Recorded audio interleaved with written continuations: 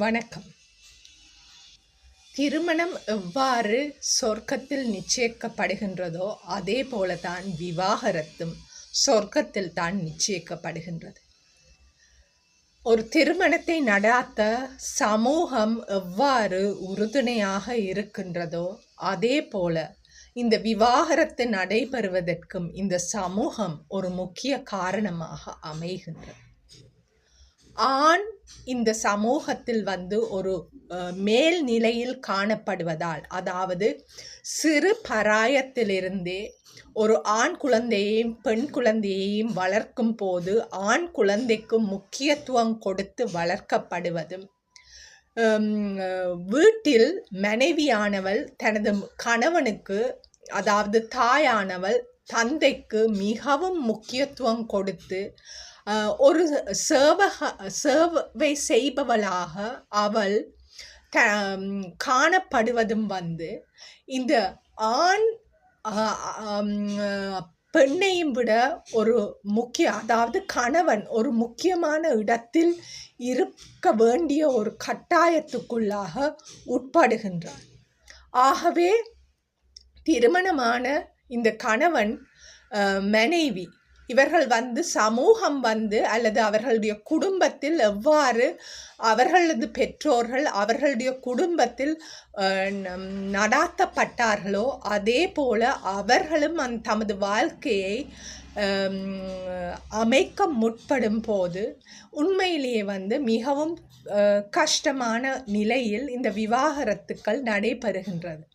அதாவது இன்றைய காலகட்டத்தில் பெண் படித்திருக்கிறாள், அவளுக்கும் சமனாக உழைக்கிறாள், சம்பாத்தியத்தை பணத்தை கொண்டு வீட்டுக்கு கொண்டு சேர்க்கிறாள். இவ்வாறு எல்லாம் அவள் ஒரு ஆணுக்கு சமனாக வாழும் அவளை இந்த சமூகம் வீட்டில் ஆணுக்கு சேவை செய்பவளாக ஆண் கட்டளைப்படி தான் நடக்க வேண்டுமென்று எதிர்பார்ப்பது இயலாத ஒரு விடயம்.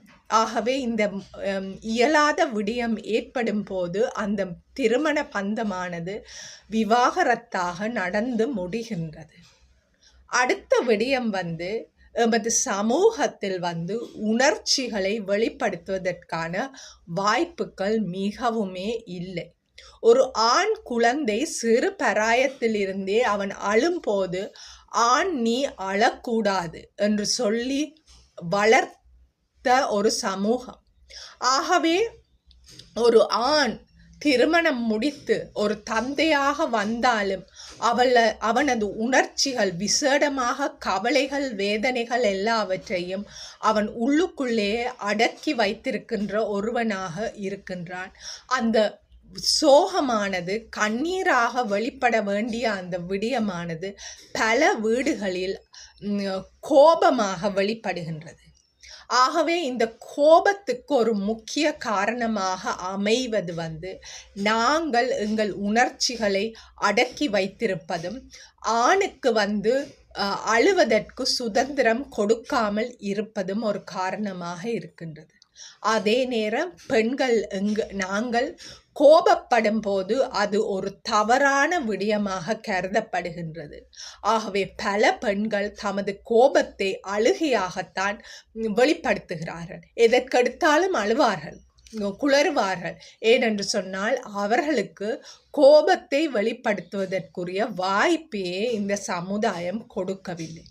ஆகவே இவ்வாறான உணர்ச்சிகள் கட்டுக்கடங்காது வெளிப்படுத்தப்படும் போது திருமண பந்தத்தில் அது விவாகரத்தில் முடிவடைகின்றது. அந்த கட்டுக்கடங்காத உணர்ச்சிகளின் வெளிப்பாட்டுக்கும் ஒரு காரணமாக அமைவது இந்த சமூகம். அடுத்த விடயம் பெண்ணின் உடலை இந்த சமூகம் வர்ணிக்கும் விதங்கள். அதாவது எமது உடல் குண்டு, மெல்லிசு, அதாவது எதற்கெடுத்தாலும் பெண்ணின் உடலை வந்து ஆண்களை வந்து நாங்கள் வந்து நீ குண்டா இருக்கிறாய், நீ மெலிஞ்சு போனாய், இவ்வாறு வந்து அவர்களுடைய உடல் தோற்றத்தை வந்து நாங்கள் வந்து பெரிதாக வந்து அவர்களுக்கு வந்து ஒரு கமெண்ட் கொடுப்பதில்லை. ஆனால் இந்த பெண்ணை வந்து அது குழந்தை பருவத்திலிருந்து முதிர் வயது அடையும் வரையும் இந்த பெண்ணின் பாடி ஷேமிங்னு சொல்வார், அந்த உடல் கட்டமைப்புக்கு இந்த சமூகம் வந்து ஒரு எதிரியாகத்தான் இருக்கின்றது. உடல் பருமன் போட்டாலும் அது வந்து குற்றி காட்டுவார்கள், அதே நேரம் மெலிந்தாலும் அதை காட்டுவார்கள். இவ்வாறு இந்த சவால் வந்து திருமண பந்தத்தில் மிகவுமே வந்து ஒரு சவாலாக அமைகின்றது. ஒரு பிம்பிள் வந்தால் எது வந்தாலும் வந்து அவர்கள் அவ்வாறு பேசும்போது நிறைய கணவன்மாருக்கு வந்து ஒரு குற்ற உணர்வு ஏற்படுகின்றது வளமை. அதாவது ஒரு பெண் அழகாக உடுத்தி சென்றால் அவள் வந்து வேறு ஒரு நபரை தேடி செல்கின்றாள் என்ற ஒரு எண்ணம் இந்த சமூகத்தில் இருக்கின்றது. ஆகவே அதன் காரணமாக அந்த கணவனும் வந்து பயப்படுவதோ அல்லது சந்தேகப்படுவதோ வளமையாக அமைகின்றது. அதே நேரம் அந்த மனைவி வந்து மெலிந்தால் வந்து கணவன் ஒழுங்காக கவனிக்கவில்லை என்ற ஒரு குற்ற உணர்வு ஏற்படுகின்றது. அதே நேரம் அவள் உடல் பருத்து போனால் வந்து அந்த தாம்பத்திய உறவு அல்லது வந்து அந்த தம்பதிக்கு வந்து இது சூட் இல்லை என்ற ஒரு, அதாவது குண்டான பெண்களை மனம் முடிப்பதற்கு பயங்கர தயக்கம் இருக்கின்றது. ஏனென்று சொன்னால் அவர்களை வந்து ஒரு ஏதோ ஒரு தவறானவர்கள் என்ற ஒரு நோக்கோடு பார்க்குற ஒரு சமூகம். கருமை நிறமான தோல், இன்றும் கூட எத்தனையோ அழகான பெண்கள் வந்து மிகவும் அழகானவர்கள், ஆனால் அவர்களுடைய தோல் நிறம் கருமையாக இருக்கும். இவ்வாறு கருப்பாக இருந்தால் அவர்களை வந்து விலக்குறது. ஆகவே திருமண பந்தத்தின் பின், திருமணம் அடைந்த பிறகு வந்து பெண்ணின் உருவத்தில் ஏற்படும் மாற்றங்கள் வந்து இந்த விவாகரத்துக்கு காரணமாக அமைகின்றது. விசேடமாக குழந்தை பெற்ற பின்பு பெண் நிச்சயமாக உடல் பருமன் அடைவாள். அவளுடைய மார்பகங்களில் மாற்றம் ஏற்படும். அவள் வந்து ஒரு குழந்தையை பிரசவித்து வெளியேற்ற பிறகு தொப்புள் பகுதிகளில் வந்து ஒரு அசாதாரணமான தசை இருக்கும். அது வந்து பல வருடங்களுக்கு இருக்கும். சிலருக்கு அது அவ்வாறு தான் இருக்கும். ஆகவே எமது பெண்கள் வந்து சேலை உடுக்கும் போது அந்த தொப்புள் பகுதியை காட்டியவாறு அவர்கள் சேலை உடுக்கும் போது அது பலருக்கு வந்து ஒரு அசிங்கமாக, ஒரு கேவலமாக இருக்கக்கூடிய சந்தர்ப்பத்தை ஏற்படுத்தலாம். ஆகவே இவ்வாறான விடயங்களினால உண்மையிலேயே இந்த உடல் பருமன் வைத்து ஏற்படுகின்ற பிரச்சனைகளினால விவாகரத்து நடைபெறுகின்றன. இதற்கும் எமது சமூகம் ஒரு காரணமாக அமைகின்றது.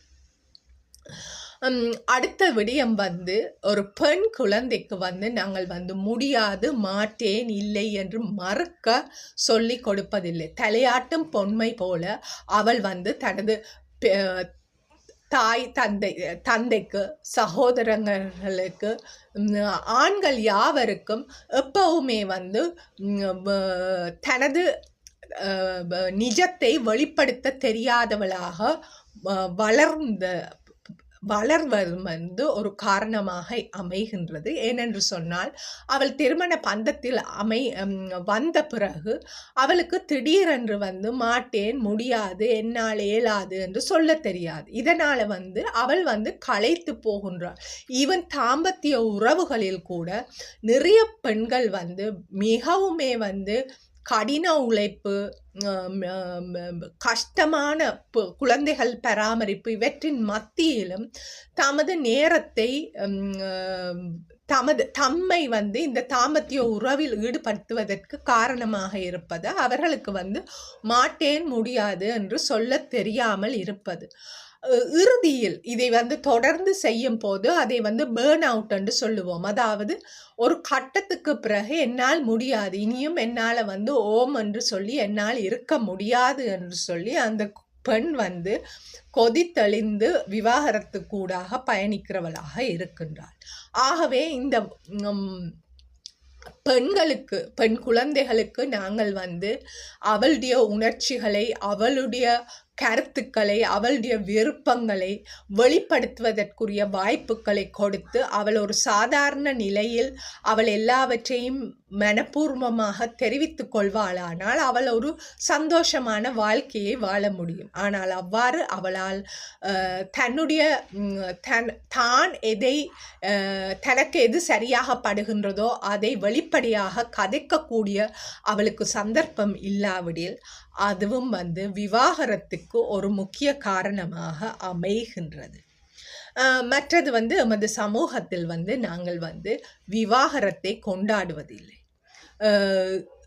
பல வந்து எமது சமூகத்தில் வீட்டினுள் வந்து கதைக்காமல் அல்லது எந்த ஒரு உறவுமின்றி வாழ்ந்து கொண்டிருக்கின்றார்கள். ஆனால் வெளியில் செல்லும் போது அவர்கள் வந்து ஒரு தம்பதியினர்களாக ஒரு குடும்பமாக மிகவுமே வந்து ஒரு நல்ல ஒரு குடும்பம் போல காட்சி அளிக்கின்றார்கள். ஆனால் உண்மையிலேயே வந்து அவர்கள் வந்து நிஜமான ஒரு தம்பதியினர் அல்ல.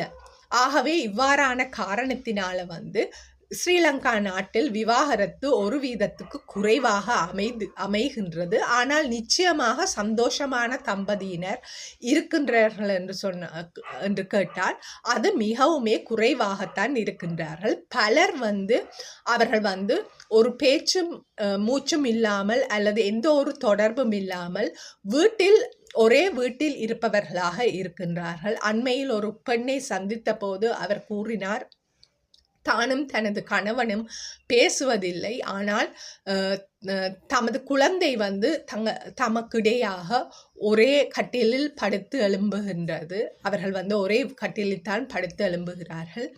குழந்தை காரணமாக அவர்கள் பேசுவார்கள். அந்த பேச்சு கூட வெளியில் ஒரு ரெஸ்டாரண்டில் தான் நடக்கும். வீட்டில் அவர்கள் பேசினார்கள் என்று சொன்னால் அது சண்டையில் தான் முடிவடையும். ஆகவே அவர்கள் வெளியில் போயிருந்து அந்த குழந்தைக்கான விடயங்கள், குழந்தைக்காக ஏற்படுத்த வேண்டிய தீர்மானத்தை பேசிவிட்டு வருவார்கள். ஒரு பெரிய ஒரு செல்வாக்கான குடும்பத்தை சேர்ந்த இந்த 2 பேர். ஆகவே அவர்களால் விவாகரத்து பெற முடியாது. பெற்றால் வந்து அந்த குடும்பங்களுக்கு அவமானமாக அமையும். அதன் காரணமாக இருவரும் வந்து பொறுத்து ஒரு எந்த ஒரு ஈடுபாடுமின்றி தொடர்புமின்றி வெவ்வேறு நபர்களாக ஒரே வீட்டில் வாழ்கின்றார்கள். இவ்வாறான பல சந்தர்ப்பங்கள் உண்டு. ஆகவே இவ்வாறாக நாங்கள் வெளி தோற்றத்துக்கு ஒரு நல்ல ஒரு கணவன் மனைவியாக தோற்றம் அளித்து கொண்டிருக்கின்றோம். ஆனால் உண்மையில் எமக்குத்தான் தெரியும் நாங்கள் எவ்வாறான வாழ்க்கையை வாழ்ந்து கொண்டிருக்கின்றோம் என்று. நாங்கள் வாழ்கின்ற வாழ்க்கைக்கு இந்த சமூகம் ஒரு முக்கிய காரணமாக இருக்கின்றது. சமூகத்துக்கு பயந்து வாழ்வோர்கள் பலர். இதன் காரணமாகத்தான் இன்றும் வந்து நாங்கள் வந்து சமூகத்துக்காக எங்கள் வாழ்க்கையை முற்றாக இழந்தவர்களாக இருக்கின்றோம். சமூகத்தின் மத்தியில் நாங்கள் அங்கீகாரத்தை பெற வேண்டும் என்ற காரணத்தினால எமது வாழ்வை தொலைத்தவர்களாக இருக்கின்றோம். ஆனால் நிச்சயமாக இந்த சமூகம் எந்த ஒரு உதவியும் எமக்கு செய்யாது. நாங்கள் தான் எங்களுக்கு துணை. இந்த சமூகம் எவ்வாறு திருமணத்தை கொண்டாடுகின்றதோ அதே சமூகம்தான் இந்த விவாகரத்துக்கும் காரணமாக அமைகின்றது. நன்றி.